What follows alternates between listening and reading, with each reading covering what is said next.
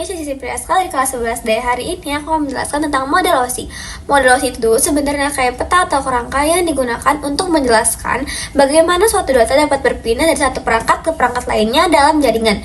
Jadi model OSI itu membantu kita untuk memahami bagaimana proses komunikasi dalam jaringan, langkah demi langkah. OSI sendiri merupakan singkatan dari Open System Interconnection. Model ini dibuat oleh Badan Internasional ISO sebagai standar supaya semua perangkat dan juga sistem jaringan dari berbagai merek bisa saling terhubung dengan cara yang sama dan teratur. Gampangnya gini, misalkan kita ngirimin satu pesan ke teman kita, nggak mungkin kan pesan itu tiba-tiba sampai ke HP dia tanpa ada suatu proses. Nah, proses ini disebut model OSI yang dibagi menjadi 7 tahapan atau 7 layer OSI. Lapisan pertama dari model OSI ini adalah physical layer atau lapisan fisik. Layer pertama ini mengurus hal paling dasar kayak kabel, konektor, sinyal listrik, dan juga gelombang wifi. Intinya semua halnya itu fisik. Jadi kalau misalkan ada kabel yang rusak, berarti layer ini yang bermasalah. Yang kedua ada data link layer. Layer kedua ini mengatur komunikasi antar perangkat dalam satu jaringan lokal atau LAN. Di layer ini yang bekerja adalah MAC address, frame, dan juga perangkat seperti switch. Lapisan ketiga ada network layer. Lapisan ketiga ini mengatur alamat IP dan juga proses routing, yaitu memilih jalur terbaik untuk mengirim data. Router juga bekerja di layer ini. Yang keempat ada transport layer. Layer ini fungsinya untuk memastikan data sampai dengan aman dan juga urut. Protokol yang terkenal di layer ini ada TCP dan UDP. Kalau TCP itu terjamin, tapi kalau UDP itu lebih cepat tapi nggak terjamin kerapihannya.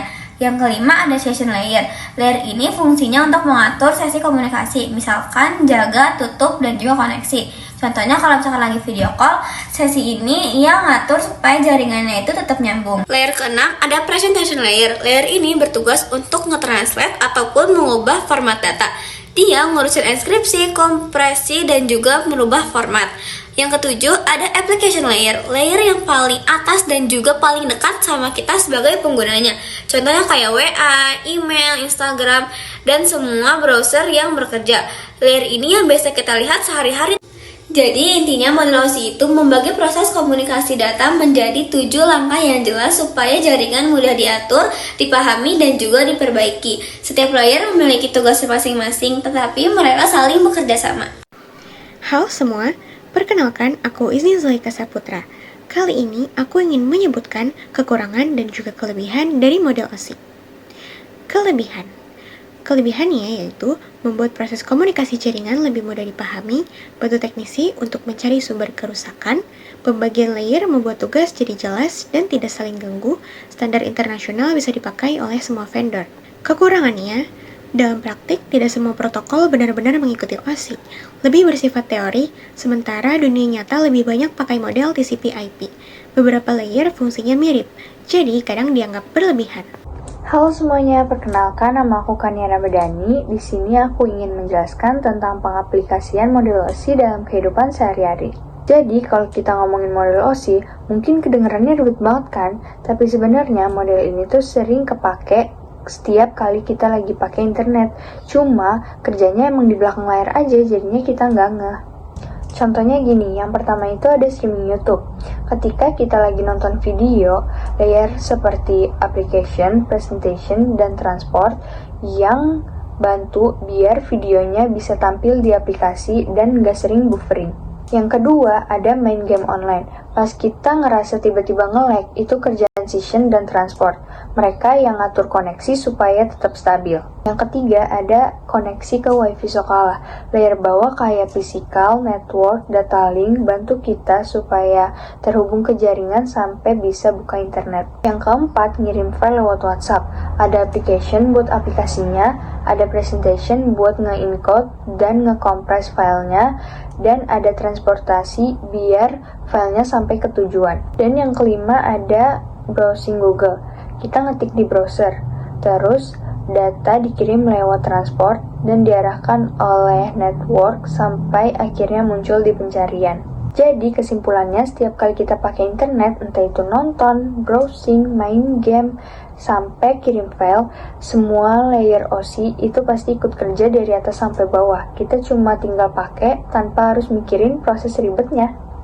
Selanjutnya, saya akan menjelaskan tentang urutan-urutan layer dalam model OSI dan alat-alat yang digunakan dalam layer-layer tersebut. Nah, pada layer pertama terdapat application, dan alat-alat yang digunakan dalam application ini dapat berupa browser, email, dan WhatsApp.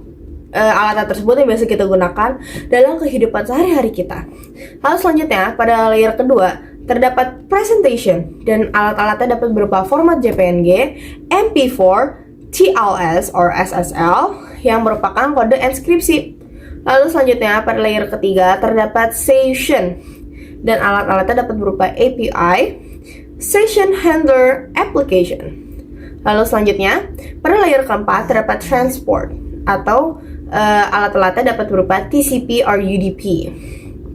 Selanjutnya, pada layer kelima terdapat network. Nah, pada network ini alat-alatnya dapat berupa router and IP address. Ini kita sudah sangat kenal dengan dua alat-alat tersebut ini. Lalu, selanjutnya pada layer keenam terdapat data link, dan alatnya dapat berupa switch and bridge. Lalu terakhir terdapat physical. Nah, di physical ini alat-alatnya berupa kabel UTP, fiber optic, and NYC, merupakan kartu jaringan. Nah, di layer-layer tersebut terdapat layer atas dan layer bawah. Nah, di layer atas ini berupa application, presentation, and session. Sedangkan pada layer bawah itu terdapat transport, network, data link, and physical. Nah, setelah ini saya juga akan menjelaskan tentang router, repeater, hub, switch, and bridge. Nah, yang akan saya jelaskan pertama adalah repeater. Nah, repeater ini digunakan untuk memperluas sinyal. Jadi agar sinyal yang awalnya mungkin hanya muat di satu ruangan dapat muat di beberapa ruangan berikutnya. Lalu selanjutnya saya akan menjelaskan tentang hub. Nah, hub ini digunakan untuk mentransfer jaringan, untuk membagi jaringan atau mentransfer jaringan. Nah, tapi dia itu tidak terlalu pintar dibandingkan switch. Switch ini seperti updatean dari hub. Nah, di switch ini dia menggunakan dengan membaca MAC address. Nah, dengan membaca MAC address ini dia dapat dikatakan lebih pintar dari hub. Dan kegunaan switch itu sama, dia untuk membagi koneksi.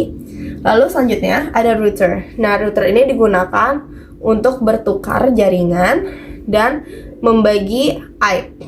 Lalu selanjutnya saya juga akan menjelaskan tentang bridge. Nah, terakhir ini di bridge ini tuh dapat dicontohkan dengan dari server 1 ke server kedua. Nah, dari jalannya ini, dari server 1 ke server kedua ini, mereka kan jalan melewati data gitu kan. Nah, dari cara menjalan data itu terdapat bridge. Nah, di bridge itu terjadi pertukaran dari data server 1 dengan server 2. Nah, bridge itu digunakan agar data-data tersebut tidak bertabrakan dan dapat teratur jalannya. Nah, saya juga akan menjelaskan tentang jenis-jenis kabelnya. Yang pertama ada UTP, Cat5e or Cat6. Nah, di UTP ini tuh kepanjangan dari Unshielded Twisted Pair. Nah, UTP ini digunakan untuk menghubungkan komputer, switch, dan router dalam jangka dekat dari 1 hingga 100 meter. Lalu selanjutnya ada fiber optic.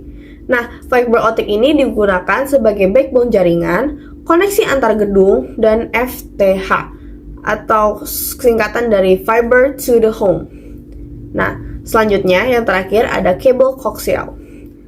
Nah, ini tuh digunakan untuk jaringan thick or thin net, dan saat ini tuh lebih sering digunakan untuk koneksi TV kabel dan beberapa jaringan broadband.